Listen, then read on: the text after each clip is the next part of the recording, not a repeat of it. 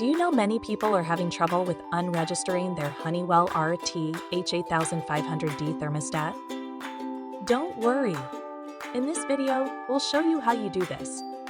Let's start. Step 1. Turn off power. Turn off power at the heating and cooling system or fuse/circuit breaker panel. Step 2. Remove thermostat cover. Remove the cover from the old thermostat. Step 3. Detach thermostat. Detach the thermostat from the wall or wall plate, keeping the wires intact. Step 4. Configure new thermostat. Use the Installer Setup menu to configure the new thermostat to match the system. Step 5. Complete setup. Complete the setup using the steps outlined in the Installer Setup section. Step 6. Finalize setup.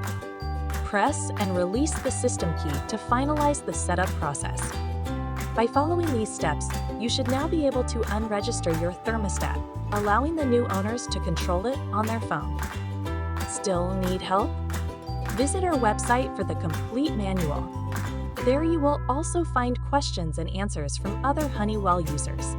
Did you find this video helpful? By subscribing, you help us continue to answer users' questions. So, subscribe to our channel. Thanks for watching, and see you in the next video.